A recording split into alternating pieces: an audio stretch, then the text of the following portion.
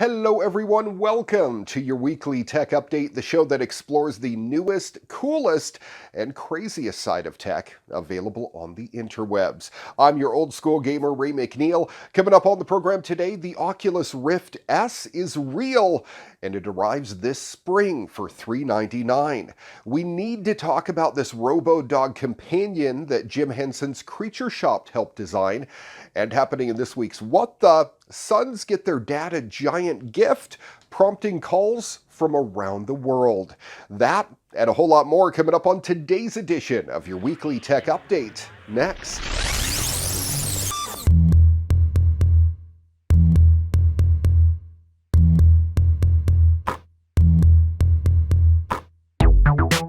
Hi everyone. It's easy to understand why people are excited by foldable phones. They introduce a unique design while giving people a tablet-sized workspace that can fold up and fit into your pocket. But a new hands-on video showing off Samsung's upcoming Galaxy Fold might wind up dimming some of that enthusiasm. Unlike Samsung's slickly produced promotional videos for the Galaxy Fold, this video appears to show the device out in the wild, and it provides a clear, full-body look at a troubling crease that the phone's plastic foldable screen may develop. In addition to there being a crease down the center of the Galaxy Fold's unfolded screen, it looks almost as bad as what you'd get if you folded a paper poster and then tried to revive it. The edge tucking of the screen also looks a bit inconsistent from corner to corner. This isn't our first hint that Samsung's foldable or other similar devices from other companies might suffer from screen issues. Forensic frame-by-frame breakdowns of the Fold and the Huawei Mate X point to at least somewhat of a crease problem with these devices. I'll keep you updated as soon as I hear more right here on your weekly tech update. After years of high-profile on-stage announcements, Oculus has decided to quietly deliver the successor to its flagship Rift virtual reality headset, confirming most of the rumors with the release of the new Oculus Rift S. As first reported, the biggest improvements to the Oculus Rift S are a move to the company's inside-out Insight camera tracking system and modest updates to the display resolution. The biggest surprise is this headset is being built in partnership with Lenovo, and the Rift S seems to have strongly inherited Lenovo's design for better or worse into its VR product. When asked at a low-key private press event how they were framing the new device, Oculus co-founder Nate Mitchell called the Rift S an evolution, not a revolution, over the original Rift. That being said, the design is entirely new, but not all of the changes are ones VR fans will be happy about. The Rift S will be replacing the Rift in the Oculus product lineup. Here's what's different. A small resolution increase per eye from improved lenses. The frame rate is dropping from 90 Hz to 80 Hz. They switched from OLED to the LCD panels used on the Oculus Go. They now have 5 onboard cameras for inside-out camera tracking. It ships with updated Oculus Touch controllers, the same ones that ship with the Quest. It loses the on-ear headphones for cheaper sounding near-ear speakers that some people actually like more. It's similar to what the Oculus Go has, and it ditches the flexible strap, thank God, for a rigid halo design, just like the PlayStation VR headset. Field of view is slightly larger on the Rift S as well compared to the original. Oculus tells us no manual adjustment of distance between your eyes is available in this new version though. PC spec requirements are largely the same, though you may need a faster CPU, we're told. More expensive than the last generation. This version costs $399 over the $349 of the original Rift. However, remember the price was much higher when it was originally unveiled. The original Rift and Touch were shipped as a $798 combo that eventually had that price reduced to $349 as the result of round after round of price cuts. The Rift S is more expensive, but it feels cheaper with Lenovo's hard plastic design and the loss of key features designed for comfort like on-ear headphones and the IPD adjustment.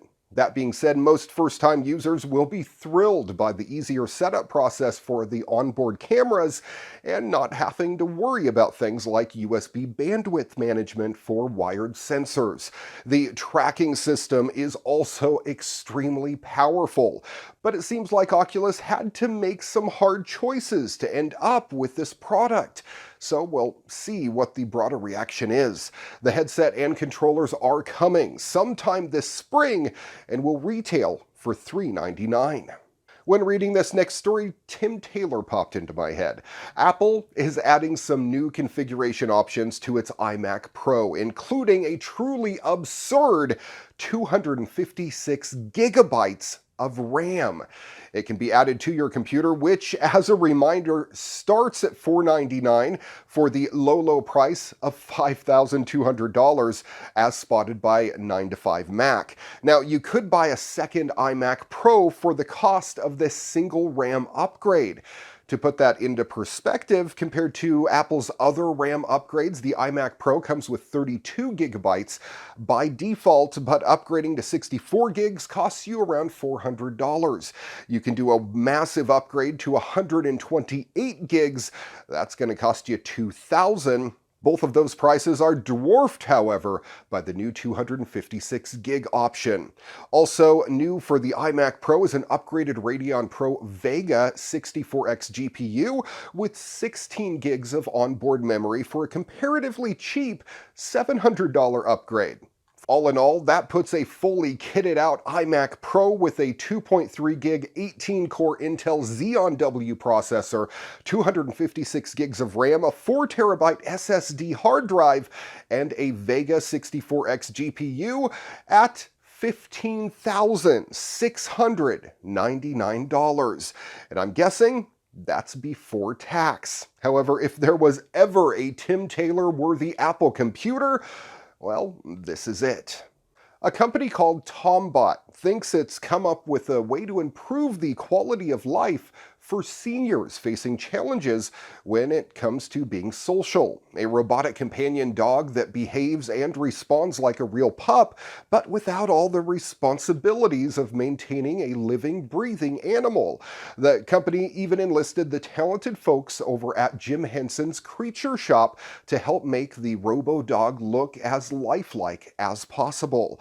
It's a noble effort, but it also raises a lot of questions. For starters, can robots actually be a good substitute for an animal companion? Replacing people with robots is a massive technological challenge, and one we're not even close to accomplishing. Every time a multi-million-dollar humanoid robot like Boston Dynamics Atlas takes a nasty spill, we're reminded that they're nowhere near ready to interact with the average consumer. But robotic animals are a different story. It's hard not to draw comparisons to a well-trained dog when seeing Boston Dynamics Spot Mini in action. And even though it still comes with a price tag that soars to hundreds of thousands of dollars, there are robotic pets available on the other end of the affordability spectrum. Sony's Aibo, originally released 20 years ago now, has it really been that long?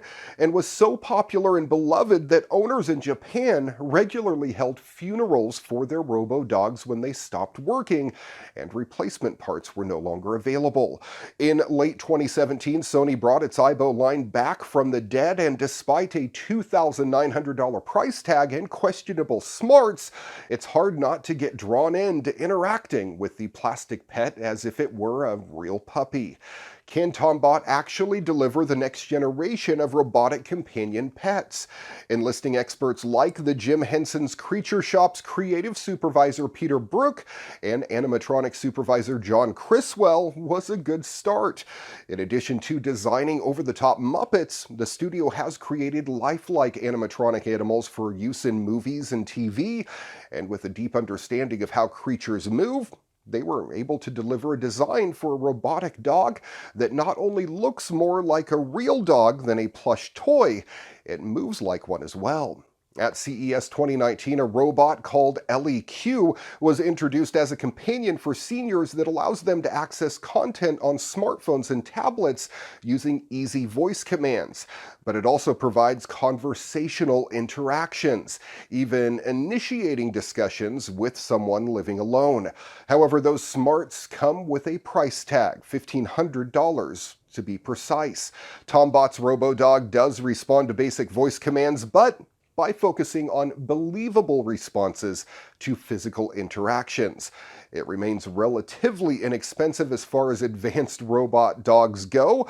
It's not going to fool anyone into thinking it's a real dog, but just based on how soothing videos of Tombot's creations are, it's not hard to believe that it could provide lots of comfort to someone in need.